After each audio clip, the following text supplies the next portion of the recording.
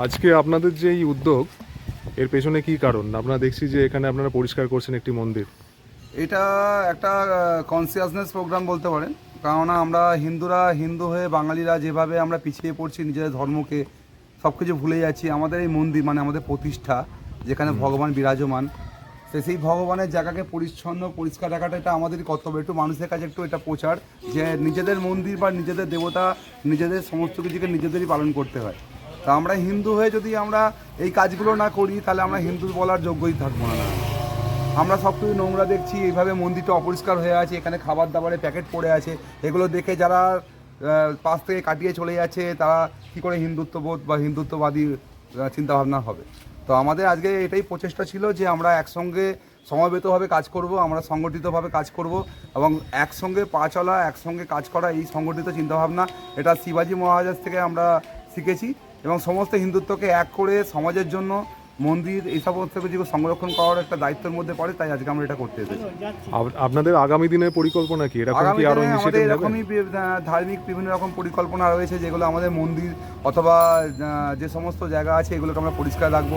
তার সঙ্গে সঙ্গে আমরা হিন্দুত্ববোধকে মানুষের মধ্যে জাগানোর চেষ্টা করব। সর্বোপরি আমাদের যে মহিলা, যে নারী শক্তি, তাকে আমরা রক্ষা করার দায়িত্ব নিচ্ছি। আজকে আমরা প্রতিজ্ঞাবদ্ধ সবাই যে আমরা আমাদের নারী শক্তিকে রক্ষা করব এবং সমস্ত মন্দির যেখানে যেখানে এইরকম অপরিষ্কার বা নোংরা হয়ে আছে, সেই সমস্ত জায়গাকে আমরা পরিষ্কার পরিচ্ছন্ন রাখবো। এগুলো মানুষের কাছে একটা দৃষ্টান্ত হয়ে থাকবে যে আমরা যেভাবে কাজ করব তাতে সমস্ত হিন্দুরা এক হয়ে কাজ করার যে প্রবণতা তৈরি হতে পারে। আপনাদের সংগঠনের নাম?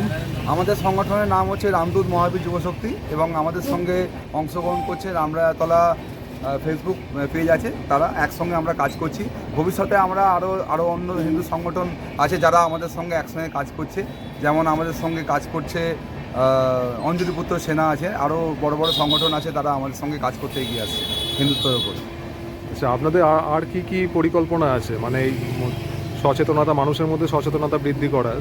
সচেতনতা বলতে এখন সমস্ত মানুষকে একত্রিত করে একটা বড় একটা চিন্তাভাবনা, সমস্ত হিন্দু জগৎকে একত্রিত করে এটা একটা বড় চিন্তাভাবনা এবং সমস্ত যে হিন্দু সনাতন ধর্মাবলম্বী মানুষ আছে তাদের কাছে এটা প্রচার করে দেওয়া যে আমাদের ধর্মকে আমাদেরই রক্ষা করতে হবে, মানে আমাদের ধর্মটাকে অন্যজন রক্ষা করতে আসবে না। এটা একটা বড় চিন্তাভাবনা আমার, এবং রাজনীতি সর্বোচ্চ কিছুর উপরে ঊর্ধ্বে এসে আমাদের কাজ করা, এটা একটা আমাদের মেন চিন্তাভাবনা। অনেক ধন্যবাদ।